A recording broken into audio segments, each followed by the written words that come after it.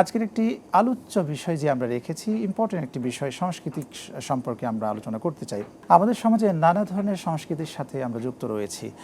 আপনার থেকে শুরুটা আমরা জানতে চাই এভাবে করে যে অপসংস্কৃতি রোধে ইসলামিক সংস্কৃতির বিধান, অপসংস্কৃতি কি এবং সুস্থ বিনোদন, সুস্থ ধারার সংস্কৃতি এবং ইসলামিক সংস্কৃতি কি, দুটির মধ্যে পার্থক্য কি?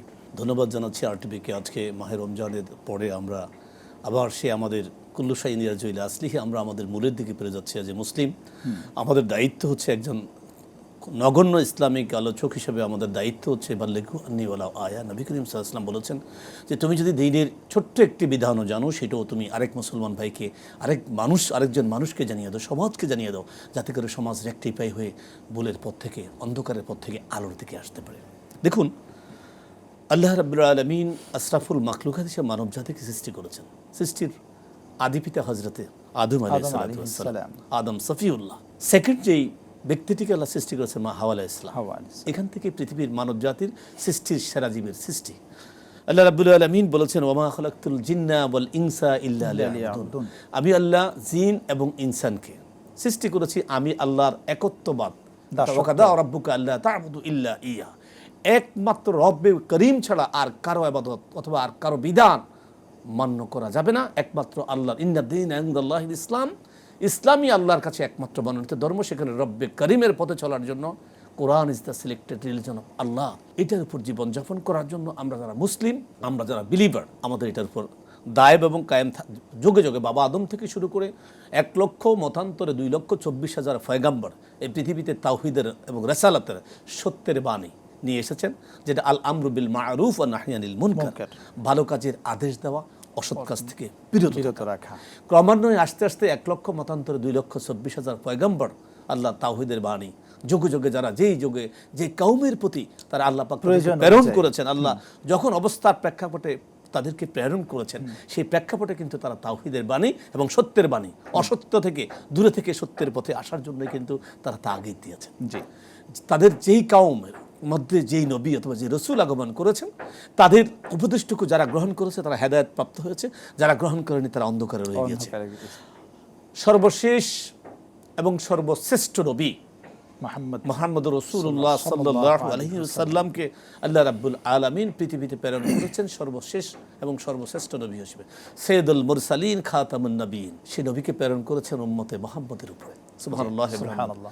আসমানে আহমদ, জমিনে মুহাম্মদ। জি, আল্লাহ বলেছেন লাকাদ কানা লাকুম ফি রাসূলিল্লাহি উসওয়াতুন হাসানা। সেই নবীর উপর যেই কিতাব নাজিল করেছেন তা হচ্ছে আল কোরআন। এই কোরআনে কারীমের মধ্যে রব্বে করিম মানবতার মুক্তির জন্য সমস্ত পন্থাগুলো বলে দিয়েছেন। কেমন? আল্লাহ রাব্বুল আলামিন কোরআনকে প্রশ্ন করে, কোরআন তোমার বাড়ি কোথায়, কোথা থেকে তুমি এসেছো? কোরআন বলে আল কোরআনু হুয়া কালামুল্লাহ মুনাজ্জাল আলা রাসূলুল্লাহ সাল্লাল্লাহু আলাইহি ওয়াসাল্লাম বিওয়াসিতাতি জিবরাইল। জিবরাইলের মাধ্যমে লাউহে মাহফুজ থেকে রব্বে করিমের কালাম পৃথিবীর জমিনে আগমন করেছে। কেন এসেছো? কোরআন বলে এসেছি ইয়া আইয়ুহান নাস ইন্নী রাসূলুল্লাহি ইলাইকুম জামিআ, তাম পৃথিবীর মানুষেরা আমি তোমাদের কাছে রসুল হিসেবে প্রেরিত হয়েছি। কি নিয়ে, কেন এসেছেন?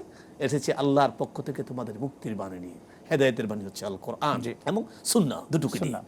সেই কোরআনে কারীমের নবী করিম সাল্লাল্লাহু আলাইহি ওয়াসাল্লাম পৃথিবীতে আগমন করার পরে সেই কোরআনের কারিমে এখানে একটি প্রশ্ন রেখে যাই যে এখানেই আল্লাহ রাব্বুল আলামিন কোরআনে সুস্থ এবং অপসংস্কৃতির যে বিষয়টা কিভাবে উল্লেখ করেছেন আমার সে কথায়। তাহলে কোরআনে কারীম রাসূল করিম সাল্লাল্লাহু আলাইহি ওয়াসাল্লাম 1450 বছর পূর্বে পৃথিবীতে আগমন করেছেন। আগমনের পর বাল্যকাল থেকে ওনার আদর্শ আইডিওলজি আল্লাহর পক্ষ থেকে উনি একজন নবী, শ্রেষ্ঠ নবী হিসেবে প্রেরণ করেছেন। 40 বছরে সেটা প্রকাশ পেয়েছে, কিন্তু নবী করিম সাল্লাল্লাহু আলাইহি ওয়াসাল্লামের যুবক, শিশুকাল এবং মা হালিমার গড়ে থাকার সময় তার যে শিষ্টাচার, দুধ পান করার যে শিষ্টাচার, সত্য কথা বলে আলামিন উপাধি লাভ করার যে শিষ্টাচার, পরবর্তীতে হিলফুল ফুজুল করে যে শিষ্টাচার, মক্কা থেকে মদিনা হিজরত করার পরে যে শিষ্টাচার, কোরআন নাজিল হওয়ার পরে আল্লাহর বিধানকে জমিনে বাস্তবায়ন করার জন্য শিষ্টাচার, যখন রাসূল করিম সাল্লাল্লাহু আলাইহি ওয়াসাল্লাম যুবকদের মাঝে, কিশোরদের মাঝে প্রচার শুরু করলেন, তার আদর্শ বাস্তবায়ন শুরু করলেন, কাফের আবু সুফিয়ান, আবু জাহেল, উতবা, শায়বা তাদের বাপদাদার ধর্মের উপর যখন আঘাত শুরু হলো, কেমন আঘাত?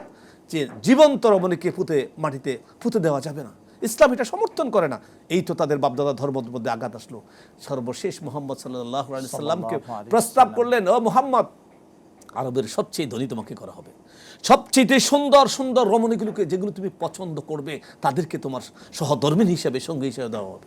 নবী করিম সাল্লাল্লাহু আলাইহি ওয়াসাল্লাম আদর্শের কাছে এক চুল পরিমাণ মাথা নত করেননি, একটি বিন্দু পরিমাণ ধুলো করা পরিমাণ তাদের কাছে মাথা নত করেন।